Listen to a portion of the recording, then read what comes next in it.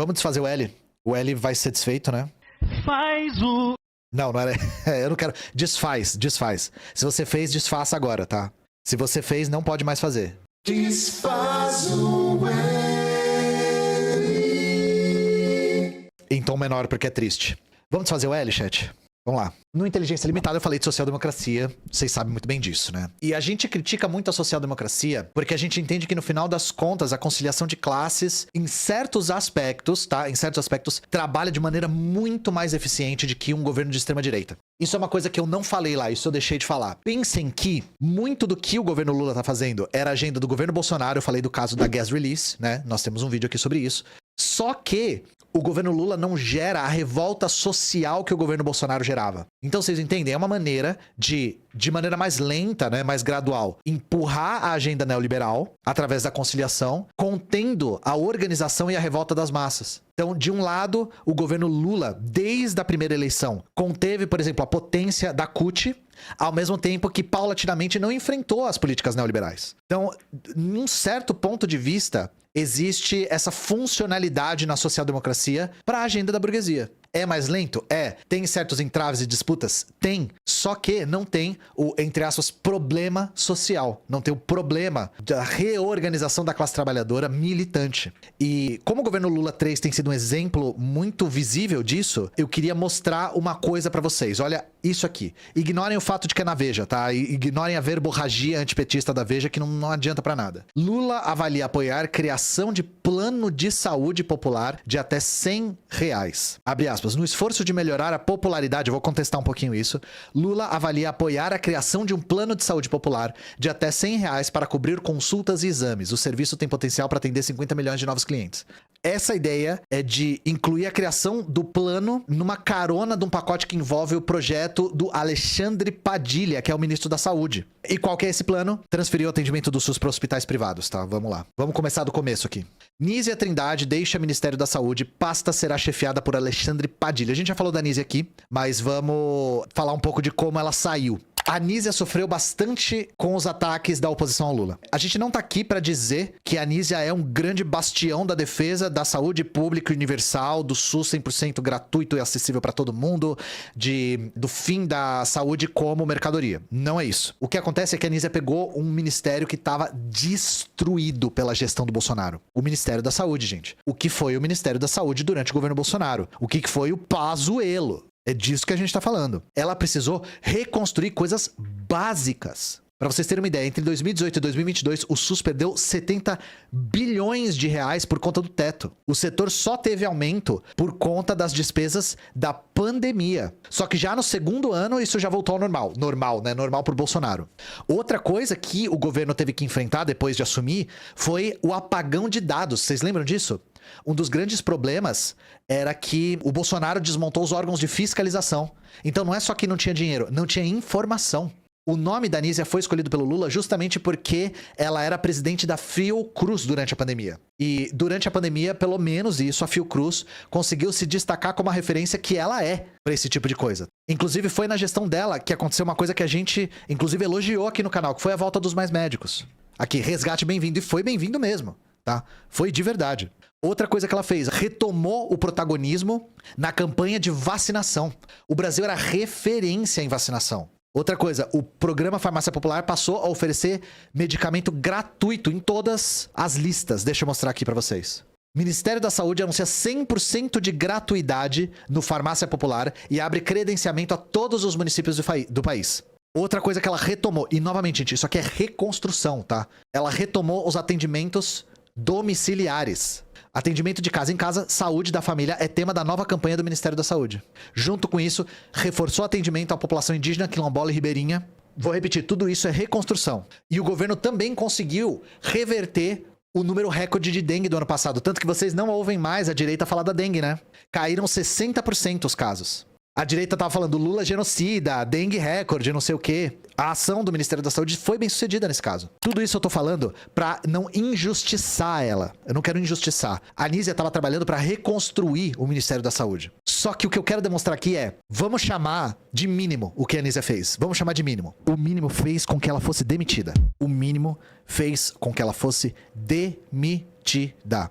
E aí a gente faz a pergunta, E o Padilha, hein? Bom, Padilha tinha sido ministro da Saúde no governo Dilma. E ele, inclusive, foi o responsável pelo Mais Médicos e pela expansão da farmácia popular. E aí você pensa, tá, mais do mesmo, né? Então, a gente começa a entender o porquê que ele foi escolhido com isso aqui, ó. Padilha toma posse na saúde e cita, entre aspas, obsessão para reduzir espera para o atendimento no SUS. Durante seu período no ministério, o Brasil implementou um novo modelo de parcerias público-privadas para estimular a produção nacional de medicamentos e equipamentos hospitalares. Esse título pode dizer muita coisa, gente. Inclusive, ele não pode dizer porra nenhuma também. Dentro de um governo social-democrata, isso aqui pode significar várias coisas. E o problema é a forma como isso aqui está sendo proposto. Vamos pegar uma declaração aqui do Padilha quando ele tomou posse como ministro. Volto para o Ministério da Saúde ainda mais cheio de energia do que a primeira vez.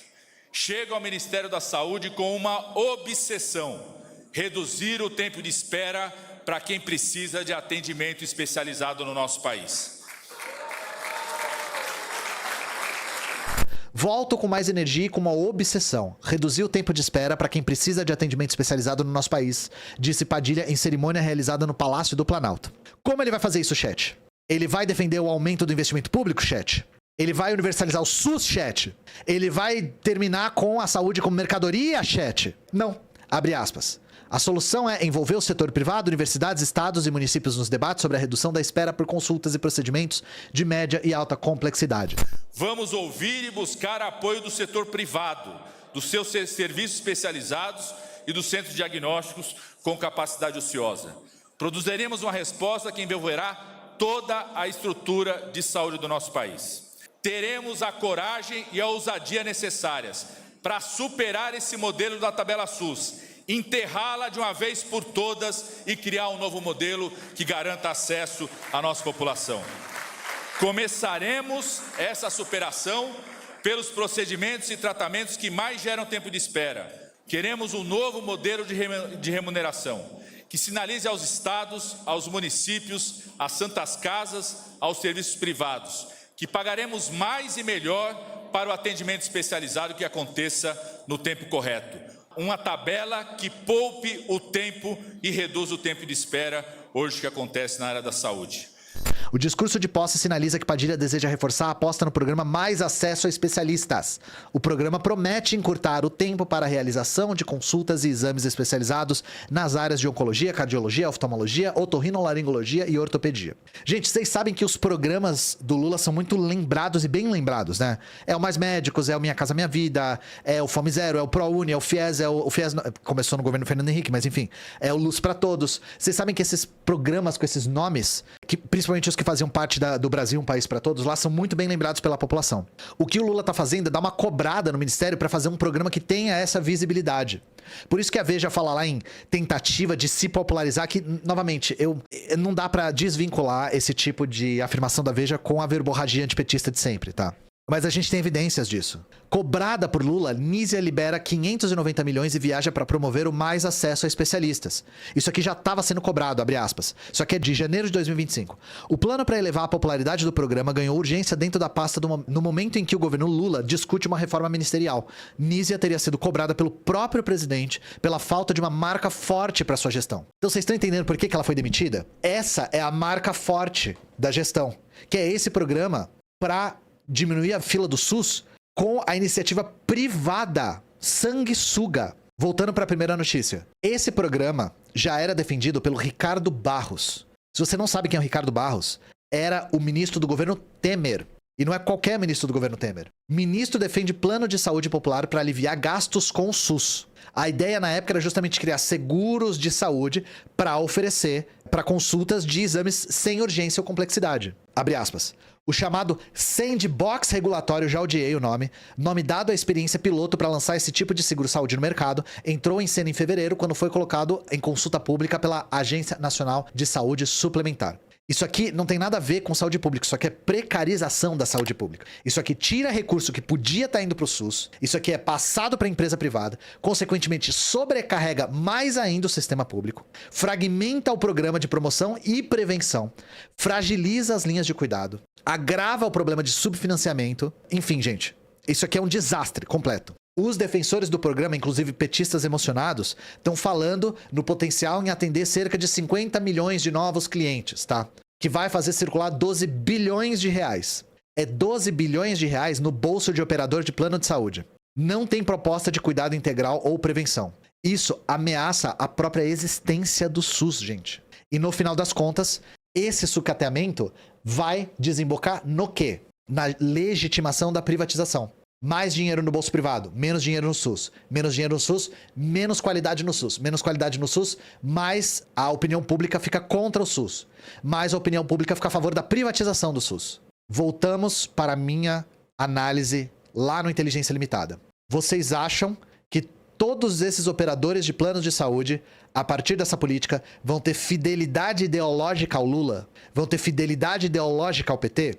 Ou vão defender os seus interesses de classe, defendendo o fascista que vier se for necessário? Quem isso aqui fortalece? Mais grana para esses caras é mais lobby para esses caras. Mais lobby para esses caras é mais poder político para esses caras, que já não tem pouco. De novo, a minha tese lá no Inteligência Limitada se confirma. A social-democracia, pensando só na ordem do dia, tentando conciliar interesses da classe trabalhadora com a classe capitalista, sempre cria as bases para a própria ruína. Cria as bases para a própria derrocada. Desfaz o L.